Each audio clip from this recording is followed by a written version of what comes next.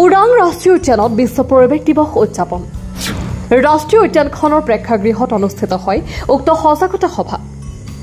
সভাত উপস্থিত থাকে WWFৰ সৰ্বভাৰতীয় পৰ্যায়ৰ বিষয়ববীয়া বিশ্ব পৰিৱেশ দিৱস উপলক্ষে ওৰাং ৰাষ্ট্ৰীয় উদ্যানৰ প্ৰেক্ষাগৃহত অনুষ্ঠিত হৈ যায় সজাগতা সভা সভাত উপস্থিত থাকে ৰাষ্ট্ৰীয় উদ্যানখনৰ পাৰ্শ্বৱৰ্তী গাঁওসমূহৰ কিছুমান ব্যক্তি বন্য জীৱবোৰৰ সংৰক্ষণ আৰু বানপানীৰ সময়ত ৰাষ্ট্ৰীয় উদ্যানৰ পৰা ওলাই অহা জীৱবোৰ কেনেকৈ ক্ষতি নকৰি আঘাত নিদি নিৰাপদ ঠাইলৈ পঠিয়াই দিব পাৰে সেই বিষয়ে দৃশ্যমান ছবিৰ সহায়ত সজাগতা প্ৰদান কৰে লগতে বিশ্ব পৰিৱেশ দিৱস উপলক্ষে বৃক্ষৰোপণ বৃক্ষ সংৰক্ষণৰ ওপৰত গুৰুত্ব আৰোপ কৰা হয় প্লাষ্টিক বৰ্জন কৰাৰ উপৰিও আন কেইবাটাও দিশত জিলা বন বিষয়া শ্ৰী প্ৰদীপ্ত বৰুৱা আৰু ৰাষ্ট্ৰীয় উদ্যানখনৰ বনৰক্ষক বিষয়া শ্ৰী দিব্যজ্যোতি দেউৰীয়ে পৰামৰ্শ আগবঢ়ায় সভাত সৰ্বভাৰতীয় পৰ্যায়ৰ WWFৰ ভূদৃশ্য সমন্বয়ক শ্ৰী হিতেন বৈশ্য জ্যেষ্ঠ প্ৰকল্প বিষয়া সুনীত দাস ডাঙৰীয়া ৰাষ্ট্ৰীয় উদ্যানখনৰ লগতে ইয়াৰ জৈৱিক সম্পদৰ ওপৰত গুৰুত্ব আৰোপ কৰে প্ৰতি বছৰ দৰে এইবাৰো আমি বিশ্ব পৰিৱেশ দিৱস যেটো 5 জুনত অনুষ্ঠিত হয় সেইটো এইবাৰো আমি ওৰাং ৰাষ্ট্ৰীয় উদ্যানৰ আমাৰ প্ৰেক্ষাগৃহত অনুষ্ঠিত কৰিছিলোঁ আমাৰ WWFৰ সহযোগত আমি একেলগে এই অনুষ্ঠানটো উদযাপন কৰিলোঁ এই উদ্দেশ্য আমাৰ মূল যেটো উদ্দেশ্য সেইটো এইবাৰ প্ৰতি বছৰ আপোনালোকে জানে এটা থিম থাকে এইবাৰো এটা থিম হৈছে আমি আমাৰ যিখিনি মাটি তাৰ উৰ্বৰতা ৰক্ষা কৰিব লাগে তাৰ কাৰণে আৱাৰ লেণ্ড আৱাৰ ফিউচাৰ বুলি আমাৰ এটা লৈছে প্ৰজেক্ট লৈছে আৰু এইটো গোটেই পৃথিৱীতে পালন হৈছে আৰু আপোনালোকে জানে যে প্ৰতি বছৰে এখন কাণ্ট্ৰিক এইটো দায়িত্ব দিয়ে এইবাৰ সৌদি আৰবিয়াক এখন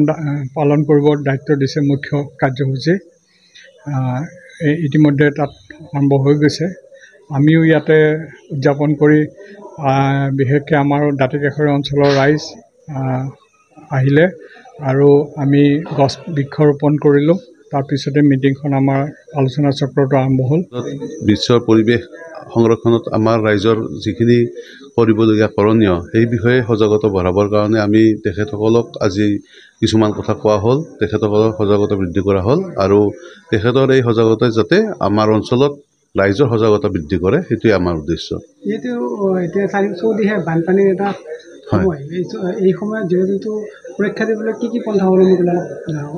আজি আমি এই অনুষ্ঠানটোৰ জৰিয়তে কিছুমান কথা কোৱা হৈছে যে কি কাম কৰিব লাগে কি কৰিব নালাগে বিশেষকৈ বনৰীয়া জীৱ-জন্তু যেতিয়া ওলাই আহে আৰু মানুহে তাক ৰক্ষা কৰাৰ কাৰণে বা ৰেস্কিউ কৰাৰ কাৰণে আগবাঢ়ি যায়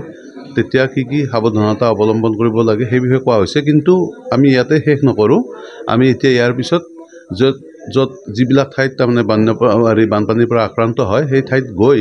তাত ৰাইজৰ লগত আমি আলোচনা কৰিম আৰু ৰাইজক যিখিনি মিনিমাম সা সুবিধা যেনেকৈ ধৰক টৰ্চ লাইট হওক বা বৰষুণত পিন্ধিব পৰা ৰেইনকোট নাইবা ছাতি এনেকুৱা ধৰণৰ ব্যৱস্থাবিলাক কৰাৰ কাৰণে আমি আগবাঢ়িম আমি এই সময়ত এটা কথাই আজি ৰাইজক ক'ব বিচাৰোঁ যে আমি এতিয়া এই বছৰত আমি সকলোৱে উপলব্ধি কৰিছোঁ আমাৰ